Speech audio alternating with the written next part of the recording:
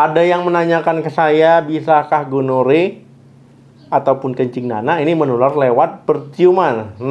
Kira-kira bisa nggak ya?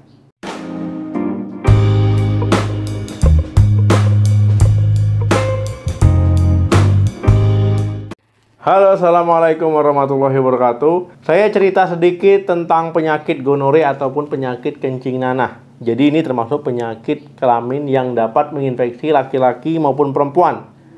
Semua usia bisa terkena ya, bisa terkena. Kemudian biasanya ini terjadi ketika sering gonta-ganti pasangan. Makanya lebih banyak kasusnya di usia muda. Jadi perlu hati-hati yang muda-muda ini, jangan terlalu mengikuti rasa ingin tahunya. Kemudian teman-teman, penyakit gonore ataupun kencing nanah ini disebabkan oleh bakteri Neisseria gonorrhoeae. Jadi dia penyebabnya bakteri. Nah, kira-kira yang jadi pertanyaan banyak orang, apakah gonore bisa menular lewat ciuman bibir? Nah, jadi kira-kira bisa nggak? Coba komen ya. Gonore ataupun kencing nanah termasuk penyakit menular seksual seperti yang saya sebutkan tadi.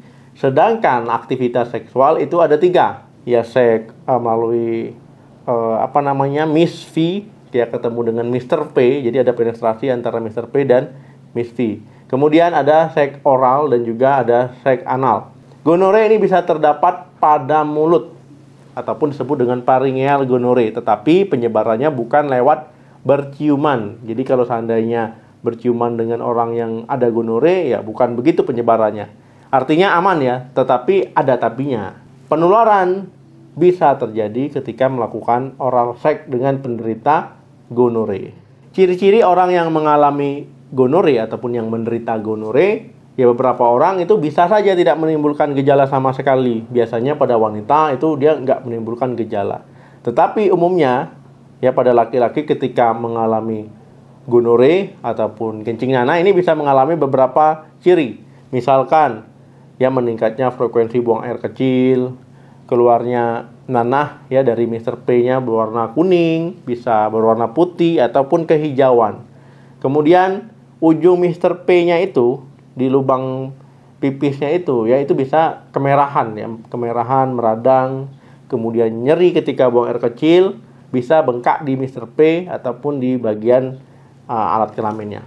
Kalau pada wanita ini bisa saja tanpa gejala, makanya sering tertular ya ketika wanita itu merasa dirinya sehat ya, kemudian dia berhubungan seksual ya, akhirnya laki-laki tertular. Nah ini ya, makanya wanita ini bisa tanpa gejala dan juga bisa menularkan. Nah kemudian teman-teman, gejala pada wanita itu misalkan lebih sering buang air kecil, kadang hanya berupa keputihan-keputihan biasa. Kemudian buang air kecilnya bisa terasa nyeri, bahkan bisa terasa panas. Kalau keputihan yang lebih berat, biasanya ini dia berair menyerupai krim, kemudian berwarna kehijauan, ya nyeri pada perut bagian bawah, terutama di sekitar panggul. Bisa munculnya bercak darah ataupun flek ya, walaupun dia nggak menstruasi. Jadi dia bisa ngeflek gitu, tapi sedang tidak menstruasi. Nah yang paling sering adalah rasa sakit ataupun nyeri ketika berhubungan intim. Nah kemudian bengkak pada bagian vulva ataupun di bagian luar Miss V-nya. Selama mengalami gonore ataupun sedang menderita kencing nanah, jadi saya sarankan jangan berhubungan intim dulu. Karena apa? Karena bisa menularkan ke orang lain. Kemudian kamu juga bisa berisiko berulang ya, artinya nggak sembuh-sembuh. Nah paling tidak 7-14 hari setelah selesai pengobatan atau setelah dinyatakan sembuh ya, 7-14 hari kemudian barulah boleh. Oke teman-teman, ya semoga bermanfaat. Terima kasih yang sudah nonton sampai habis. Jangan lupa di like, di share, di subscribe channel YouTube ini. Mau bahas apa lagi silahkan tulis di kolom komentar. Sampai ketemu lagi, salam sehat, sampai jumpa.